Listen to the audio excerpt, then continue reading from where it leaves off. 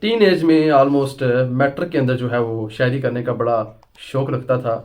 ضرب کلیم اور بانگ درا تو میرے بیگ میں ہوتی تھی.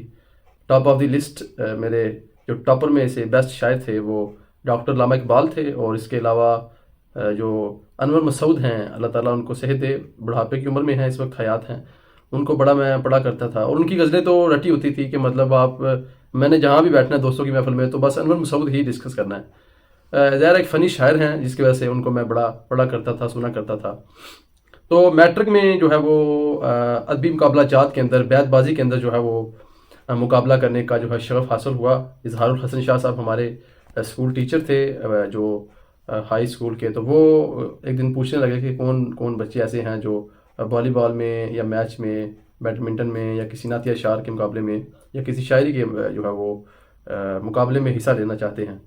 تو اس میں بیت بازی کے مقابلے کے لیے میں کھڑا ہوا، اور جب میں کھڑا ہوا تو مجھے میرے ٹیچر پوچھتے ہیں کہ بھئی کیسے آپ کو اس چیز کا شوق پیدا ہوا ہے، تو آپ تو شکل سے شاعر نہیں لگ رہے. مذاق کے طور پہ انہوں نے کہا. تو مجھے پھر میرے دوستوں نے بتایا سر کو کہ سر یہ تو ان کے بیگ میں ہوتی ہے بانگ درا اور ضرب کلیم، اور ان سے آپ ذرا انور مسعود کے شعر تو سنیں. انور مسعود کے شعر پھر وہ میں نے سر کو سنائے اور بڑے وہ انسپائر ہوئے مجھ سے. تو انہوں نے پھر کہا کہ ٹھیک ہے آپ جو ہے نا وہ شاعری کر سکتے. دن رات جو ہے وہ محنت کرنے کے بعد جو ہے وہ جب میں ایک ٹیپو ہال میں پہنچا جہاں پر اسٹیج کے اوپر جج صاحبان بیٹھے ہوئے تھے، اور میرے لیفٹ رائٹ پہ جو ہے وہ 5 ٹیمیں آلموسٹ بیٹھی ہوئی تھیں، جن کا دوسرا کسی کا تیسرا سال جو پچھلے 3 سالوں سے مقابلے کر رہے تھے بیت بازی کے. میں چونکہ فرسٹ ٹائم آیا تھا، اور میرے ساتھ جو میرے پارٹنر تھے توصیف احمد صاحب ہمارے بہت ہی پیارے دوست ہیں، تو ان کے ساتھ میں جو ہے مقابلہ لڑنے کے لیے آیا ہوا تھا. آلموسٹ 1.5 گھنٹے کی جو ہے ہم نے فائٹ کی ان کے ساتھ. آلموسٹ 1.5 گھنٹہ ہمارا جو ہے مقابلہ چلتا رہا، جس کی کے بعد ہم نے ایک باری اکثریت سے جو ہے وہ 2nd پوزیشن حاصل کی. جج صاحبان کا تو یہ کہنا تھا کہ یہ بچے جو 2nd پوزیشن لے رہے ہیں یہ اصل میں 1st پوزیشن پہ آئے ہیں، کیونکہ یہ فرسٹ ٹائم آئے ہیں. اور وہ جو باقی جنہوں نے 1st پوزیشن لیا ہے تو وہ ان کا تو تیسرا سال تھا، جنہوں نے 3rd لیا ہے ان کا دوسرا سال تھا. تو پہلے سال میں آ کر اتنی جو ہے وہ اتنے پیٹنٹ قسم کے اشعار پڑھنا، یہ ان کے لیے ایک بڑی چوکنا کر دینے والی بات تھی. تو بہرحال پھر شاعری کا شوق پیدا ہوا، اور پھر میں شاعری جو ہے وہ آلموسٹ ٹین ایج میں کیا بھی کرتا تھا. 16-17 میں شاعری لکھا کرتا تھا. تو بڑی ہی ایک پیاری نظم میں آپ کے ساتھ آج شیئر کرنے جا رہا ہوں جو میں نے ٹین ایج میں لکھی تھی، خواہشات کے نام. تو یہ غزل بڑی ہی میں نے ایک تکلیف دہ مراحل میں ایک کسی مشکل وقت میں بیٹھ کر لکھی تھی.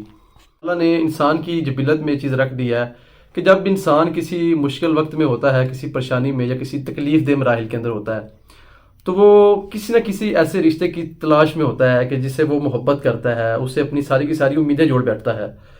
تو اس کی یہ خواہش ہوتی ہے کہ میرے اس مشکل وقت میں، اس تکلیف دہ مراحل میں جو ہے وہ شخص جو ہے وہ میرے ساتھ ہو، جو میرے غم کو اپنے ساتھ بانٹے، میرے اس غم کو، میرے درد کو ہلکا کرے. وہ چاہے کسی کی محبوبہ ہو یا کسی کی بیوی ہو یا کسی کی ماں ہو یا کسی کی بیٹی ادر دین. تو میں نے بھی کسی کا خیال دل میں رکھتے ہوئے ایک غزل کو تحریر کیا. بڑی پیاری غزل ہے، میں آج آپ کے ساتھ شیئر کروں گا. چونکہ میں ایک ایز اے مذہبی پرسنالٹی اور موٹیویشنل اسپیکر کی حیثیت سے یوٹیوب پر کام کرتا ہوں، جس کی وجہ سے میں نے اب یہ چیزیں لکھنا چھوڑ دی ہیں. مطلب میری طبیعت میں یہ چیزیں نہیں بیٹھتی.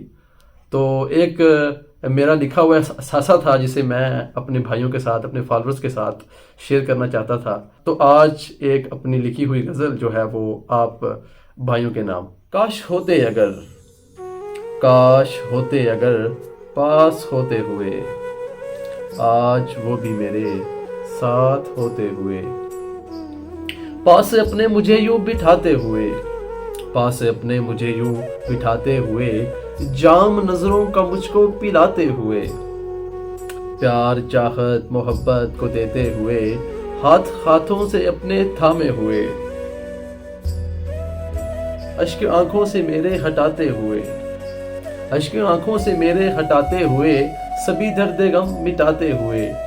میٹھی میٹھی محبت کی زبان سے مجھ کو باتیں تسلیاں دلاتے ہوئے.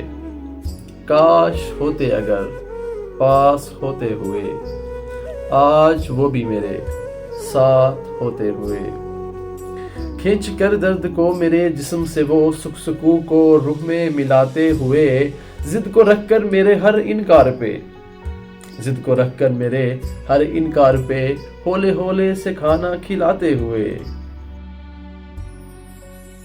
فلسفے کہانیاں اور تذکرے لے کے سرگود میں سب سناتے ہوئے، رات مشکل کھٹن میں سلا دیتے وہ، دھیرے دھیرے سے تھپکی لگاتے ہوئے، دھیرے دھیرے سے تھپکی لگاتے ہوئے۔ Subscribe my YouTube channel engineer Zain ul Abideen. جزاکم اللہ خیر۔ السلام علیکم۔